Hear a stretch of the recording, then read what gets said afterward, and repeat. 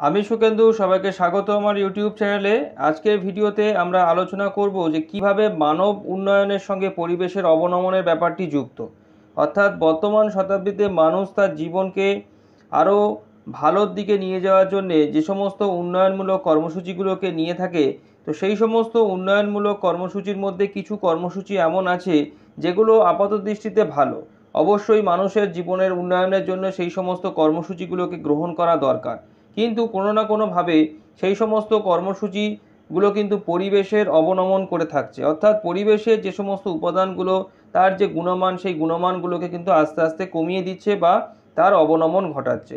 তো আজকের এতে আমরা আমাদের যে টেক্সট বুকটি রয়েছে, সেই টেক্সট বুকেতে এইরকম কিছু উন্নয়নমূলক কর্মসূচিকে নিয়ে আলোচনা করব এবং সেগুলো পরিবেশের উপরেতে কী ধরনের প্রভাব বিস্তার করছে বা তার ফলেতে পরিবেশের যে অবনমনটি ঘটছে সেইগুলো সম্পর্কে আমরা একে একে আলোচনা করব। তাহলে চলো শুরু করা যাক। তো প্রথমেই আমরা যেটা নিয়ে আলোচনা করব সেটা হচ্ছে আধুনিক কৃষি পদ্ধতি। এবং এই আধুনিক যে কৃষি পদ্ধতি, এই কৃষি পদ্ধতি গ্রহণ করার পিছনের যে প্রধান যে উদ্দেশ্যটি কাজ করে সেটি হচ্ছে কৃষির উৎপাদন বাড়ানো। কারণ আমরা প্রত্যেকেই জানি যে বর্তমান শতাব্দীতে আস্তে আস্তে মানুষের জনসংখ্যার পরিমাণটা বাড়ছে এবং এই যে বিপুল পরিমাণ যে জনসংখ্যা, সেই জনসংখ্যার খাদ্যের চাহিদাকে মেটানোর জন্যে দরকার প্রচুর খাদ্য সামগ্রী। খাদ্যশস্যের যোগানটা কিন্তু ভীষণ রকমভাবে প্রয়োজনীয় হয়ে পড়েছে। তা না হলে মানুষের মধ্যে কিন্তু সেই খাদ্যের অভাব দেখা দেবে এবং যার থেকে কিন্তু বিরাট বড় রকমের সমস্যা অর্থাৎ দুর্ভিক্ষের সমস্যা দেখা দেবে। তাই বর্তমানে বিশ্বের বিভিন্ন দেশ কিন্তু তাদের দেশে যতটুকুনি সম্ভব, যতটুকুনি তাদের ক্ষমতা আছে, সেই ক্ষমতাগুলোকে দিয়ে কিন্তু এই আধুনিক কৃষি পদ্ধতির মাধ্যমে কৃষির উৎপাদনকে বাড়ানোর চেষ্টা করে চলেছে। এবং এই কৃষির উৎপাদন বাড়ানোর পিছনেতে যে সমস্ত পদ্ধতিগুলোকে নেওয়া হচ্ছে, সেই পদ্ধতিগুলো কোনো না কোনোভাবে কিন্তু পরিবেশের ওপরেতেও কিন্তু একটা এফেক্ট ফেলছে। তো সেটা হচ্ছে কীরকমভাবে পড়ছে, অর্থাৎ এই আধুনিক কৃষি পদ্ধতির যে প্রভাবটা, সেই প্রভাবটা পরিবেশের উপর কীভাবে পড়ছে, তো সেটা নিচেতে এখানেতে পরিষ্কার করে বলে দেওয়া রয়েছে। তো বলছে দেখো যে উৎপাদন বাড়ানোর জন্য ব্যবহৃত বিভিন্ন রাসায়নিক সার, কীটনাশক মাটি ও জল দূষণ ঘটায়। এই দূষিত জল মাটির মধ্যে প্রবেশ করে পুকুর, নদী, জলাশয়ে মেশে মাছ সহ বিভিন্ন জলজ প্রাণীর মৃত্যু ঘটায়। অবৈজ্ঞানিক কৃষি পদ্ধতি জমির উর্বরতাকে হ্রাস করে। অর্থাৎ এই যে উৎপাদন মানে কৃষিজ উৎপাদন বাড়ানোর জন্য প্রথমেই যেটি করা হচ্ছে সেটা হচ্ছে কি না, সংকরায়নের মাধ্যমেতে উচ্চ ফলনশীল বীজকে নির্বাচন করা হচ্ছে বা তৈরি করা হচ্ছে এবং সেই সমস্ত বীজের থেকে যে ফলনটা আমরা পাবো, সেই ফলনটা পেতে গেলে আমাকে ভালো মানের রাসায়নিক সার ব্যবহার করতে হচ্ছে। সেই বীজটা যাতে বা সেই যে উদ্ভিদটা তাতে যাতে পোকামাকড় না লাগে, সেই জন্যে কীটনাশক ব্যবহার করা হচ্ছে। তো এটা কিন্তু একদিক থেকে ভালো, যেরকম ফলন দিচ্ছে ভালো, কিন্তু এর যে ব্যাড এফেক্টটা সেটা হচ্ছে কি না, কৃষি জমিতে যদি অতিরিক্ত পরিমাণেতে যদি এই রাসায়নিক সার ও কীটনাশক ব্যবহার করা হয়, তাহলে সে কিন্তু জল দূষণ ঘটায়। অর্থাৎ বৃষ্টির জলের সঙ্গে কৃষি জমি সংক্রান্ত মানে পার্শ্ববর্তীতে যে সমস্ত জলাশয় যদি থাকে, তাতে যদি গিয়ে এই রাসায়নিক সার বা কীটনাশক যদি মিশতে থাকে, তাহলে জলকে দূষণ ঘটাবে। কিংবা বৃষ্টির জলের সঙ্গে দ্রবীভূত হয়ে মাটির মধ্যে যদি আস্তে আস্তে এই কীটনাশক বা এই বিষাক্ত পদার্থগুলো যদি চলে যেতে থাকে, তাহলে মাটির ভিতরে যে ভৌম জল আছে, সেই ভৌম জলকে দূষিত করতে থাকবে। আর পুকুর, নদী, জলাশয়ের জলতেও যদি গিয়ে মিশতে থাকে, তাহলে কিন্তু সেগুলো থেকেও কিন্তু ভীষণ রকমভাবে কিন্তু জল দূষণ ঘটবে।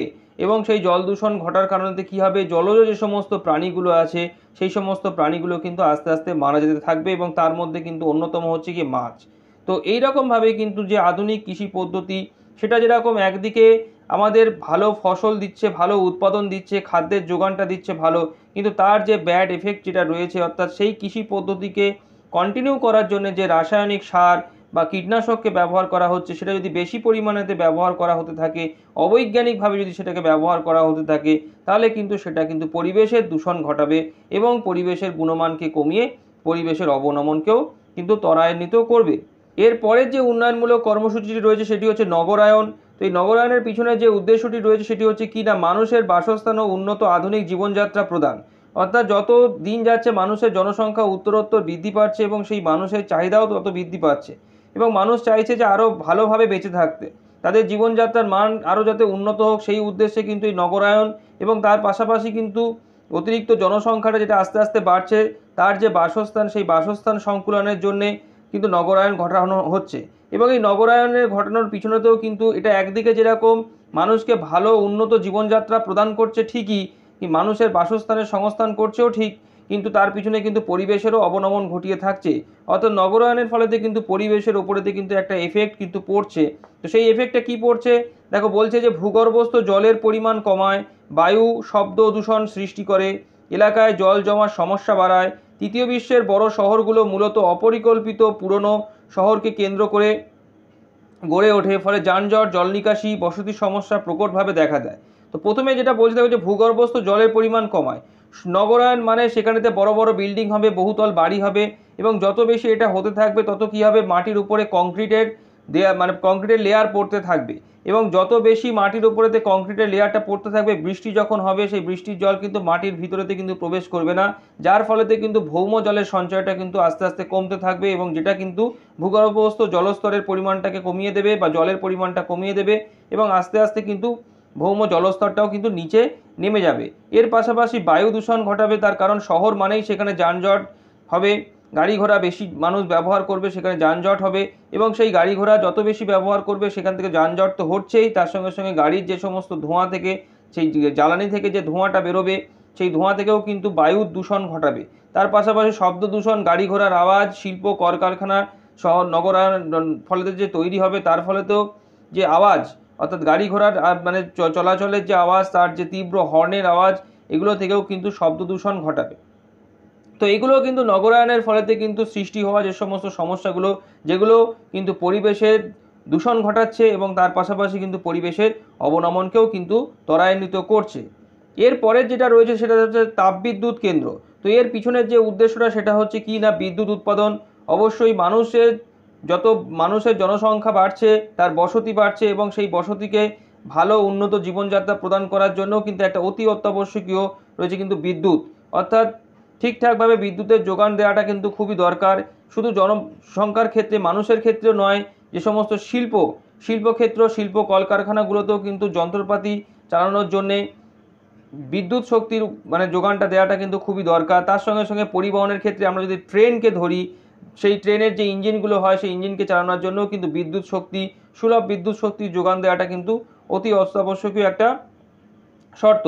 তো সেই জন্যে কিন্তু বিদ্যুৎ শক্তি উৎপাদন করা হচ্ছে, তাপবিদ্যুৎ কেন্দ্র নতুন নতুন স্থাপন করা হচ্ছে, এবং তার জন্যে কিন্তু পরিবেশের ওপরেতেও কিন্তু এর একটা প্রভাব পড়ছে। মানে এর ভালো দিকও আছে, আবার একটা খারাপ দিকও আছে, আর এই খারাপ দিকটা যেটা রয়েছে সেটাই কিন্তু পরিবেশের অবনমন ঘটিয়ে থাকছে। এবং সেটা কিভাবে করছে দেখো, বলছে পুরানো জীবাশ্ম জ্বালানি থেকে বায়ুতে প্রচুর কার্বন ডাই অক্সাইড যুক্ত হয়, বায়ুমণ্ডলের তাপমাত্রা বাড়ে, বিকিরণ ও তাপের সমতা বিঘ্নিত হয়, তাপবিদ্যুৎ কেন্দ্রের বজ্র ছাই পাশের এলাকার জমিতে জমা হয়, উর্বরতা হ্রাস করে। দেখো এখানে যে পুরানো জীবাশ্ম জ্বালানি বলতে আমরা যেটাকে বুঝি সেটা হচ্ছে কয়লা এবং পেট্রোলিয়াম। গাড়ি ঘোড়ার ক্ষেত্রে সেটাকে পেট্রোলকে আমরা ইউজ করছি, এবং তার থেকেও কিন্তু বায়ু দূষণ হচ্ছে, এবং এই তাপবিদ্যুৎ কেন্দ্রগুলোকে কিন্তু কয়লাকে পুড়িয়ে তাপশক্তি উৎপাদন করা হয়, এবং সেটাকেই কিন্তু বৈজ্ঞানিক পদ্ধতির মাধ্যমেতে কিন্তু বিদ্যুৎ শক্তিতে রূপান্তরিত করে বিদ্যুতের যোগানটা কিন্তু দেওয়া হয়।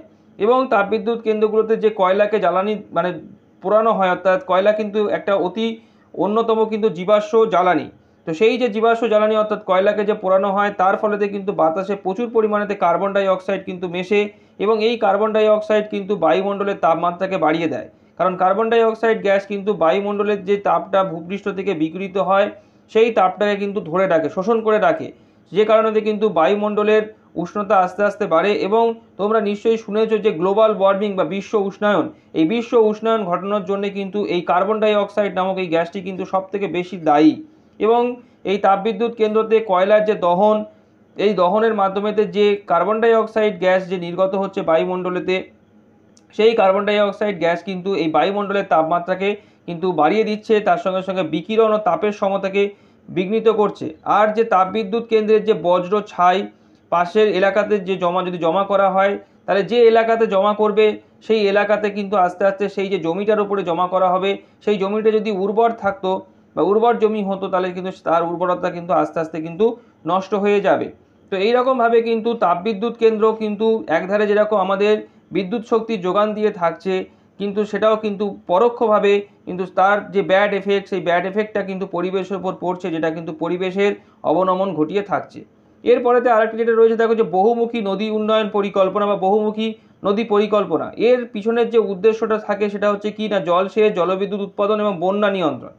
অর্থাৎ নদীতে বাঁধ দেওয়া হয়, সেই বাঁধ দিয়ে সেই বাঁধের পিছনেতে জলাধার তৈরি করা হয়। অর্থাৎ নদীর যে স্বাভাবিক যে জলপ্রবাহ তাকে বেঁধে দেওয়া হয়, বেঁধে দিয়ে তার জলকে ধরে রাখা হয় একটা জলাধারের মাধ্যমেতে, এবং সেখান থেকে কিন্তু জলসেচ অর্থাৎ যখন শুকনো সময় হয় অর্থাৎ গ্রীষ্মকালেতে যখন জলের অভাবটা দেখা দেয় কৃষিকাজের ক্ষেত্রে, সেই সময়তে কিন্তু সেই বাঁধের যে জলাশয় যেটা থাকে, যে জলাধার যেটা থাকে, যাতে জলটাকে জমিয়ে রাখা হয়, সেই জলটা থেকে কিন্তু কৃষি জমিতে জলটাকে ডিস্ট্রিবিউট করে দেওয়া হয় যাতে শুকনো সময়তে জলটা পাওয়া যায়। এটা কিন্তু একটা খুবই দারুণ উদ্দেশ্য। তার সঙ্গে সঙ্গে জলবিদ্যুৎ উৎপাদন করা হয়, অর্থাৎ সেই বাঁধেতে টারবাইন নামক একটা যন্ত্র লাগানো থাকে। সেই যন্ত্রের মাধ্যমেতে জলের যে প্রবাহ, সেই প্রবাহটার মাধ্যমে বাঁধের থেকে একটু একটু করে জল ছেড়ে সেই টারবাইনটাকে ঘুরিয়ে সেই টারবাইনের মাধ্যমেতে কিন্তু বিদ্যুৎ শক্তি উৎপাদন করা হয়। এবং সর্বোপরি বন্যা নিয়ন্ত্রণ, অর্থাৎ বাঁধ দিয়ে নদীর জলকে বেঁধে বর্ষার সময়তে বন্যাকে নিয়ন্ত্রণ করা হয়, যাতে ওই বাঁধের মানে সংলগ্ন যে এলাকা বা ওই নদীর যে উপকূলবর্তী যে সমস্ত তীরবর্তী যে এলাকাগুলো আছে, সেই এলাকাগুলোতে বন্যার প্রকোপ থেকে জনবসতিকে রক্ষা করতে পারা যায়। তো এইরকম কতগুলো খুবই গুরুত্বপূর্ণ উদ্দেশ্য নিয়ে কিন্তু একটা নদীর ওপরেতে এই বহুমুখী নদী উন্নয়ন পরিকল্পনাকে গ্রহণ করা হয়। এটা নিঃসন্দেহে একটা ভালো পরিকল্পনা, নিঃসন্দেহে কিন্তু একটা খুব ভালো ব্যাপার, কিন্তু এটা কিন্তু এর কিন্তু একটা ব্যাড এফেক্ট আছে, যেটা কিন্তু পরিবেশের ওপরেতে পড়ে এবং পরিবেশের অবনমনকে ত্বরান্বিত করে। তো সেটা এখানে বলছে দেখো যে বিশাল জলাধারের নিচে শিলাস্তরে চাপ দেয়, ভূস্তর দুর্বল অংশে ভূমিকম্প ঘটে। অর্থাৎ কি, যে বাঁধের পিছনেতে বা বাঁধ দিয়ে যে জলাধারটা তৈরি করা হয়, অর্থাৎ নদীর জলকে যে সংরক্ষণ করে রাখা হয় শুকনোর সময়তে কৃষিক্ষেত্রে জলটাকে ডিস্ট্রিবিউট করার জন্য বা অন্যান্য বিভিন্ন কাজেতে সেই জলটাকে ব্যবহার করার জন্য, যদি সেই বাঁধ সংলগ্ন অঞ্চলের যে যে শিলাস্তরটা আছে সেই শিলাস্তরটা যদি দুর্বল হয় বা কোনোভাবে যদি দুর্বল হয়ে পড়ে, তাহলে কিন্তু ওই জলের যে ভীষণ যে চাপটা সেটা কিন্তু ওই শিলাস্তরের উপরেতে পড়ে এবং অনেক ক্ষেত্রে কিন্তু সেটা ভূমিকম্পের সৃষ্টি করে থাকে। এবং এটা কিন্তু হয়েওছে। এই কয়না জলাধারেতে কিন্তু এই 1967 সালেতে কিন্তু এইরকম একটা ভূমিকম্প কিন্তু হয়েছিল। এই জলাধার সংলগ্ন জল যেটা থাকতো সেই জলাধারেতে জলের থেকে কিন্তু এই ভূমিকম্পটা কিন্তু ওই কয়না, মহারাষ্ট্রের কয়না অঞ্চলেতে কিন্তু হয়। তো আর এর সঙ্গে আরও কতগুলো ব্যাপার ঘটে এই বহুমুখী নদী উন্নয়ন পরিকল্পনার ক্ষেত্রে, সেটা হচ্ছে কি না বিস্তীর্ণ এলাকার স্বাভাবিক উদ্ভিদের বিনাশ ঘটে। অর্থাৎ এটা খুব মারাত্মক একটা জিনিস যে অনেক ক্ষেত্রে দেখা যায় যে যখন বহুমুখী নদী উন্নয়ন পরিকল্পনা কোনো এলাকাতে মানে গ্রহণ করা হয় কোনো নদীর ওপরেতে, দেখা যায় যে সেখানে যে আশপাশের প্রচুর জঙ্গল কাটা পড়ে, স্বাভাবিক উদ্ভিদকে কেটে ফেলা হয়, বৃক্ষছেদন করা হয়, যেটা কিন্তু পরিবেশের উপরেতে কিন্তু ভীষণ রকমভাবে কিন্তু এফেক্ট ফেলে।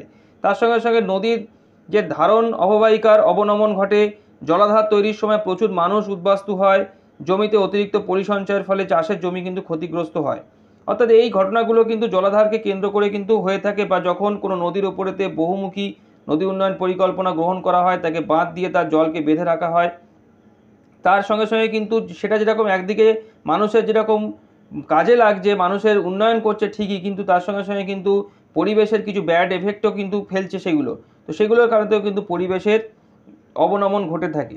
তো আজকের আলোচনার মাধ্যমেতে আমরা কিন্তু এইটা জানার চেষ্টা করলাম যে কিভাবে মানুষের উন্নয়নমূলক কিছু কর্মসূচি আছে, যে সমস্ত কর্মসূচি মানুষের জীবনকে আরও বেটার করছে ঠিকই, তার উন্নয়ন ঘটাচ্ছে ঠিকই, কিন্তু পরিবেশের দিকটাকেও কিন্তু খেয়াল রাখতে হবে। অর্থাৎ পরিবেশেরও কিন্তু সেই সমস্ত কর্মসূচির মাধ্যমেতে কিন্তু অবনমন ঘটাচ্ছে। তো আজকের এই ক্লাসটিকে আমি এখানেতেই শেষ করছি। সবাই ভালো থেকো। Thank you.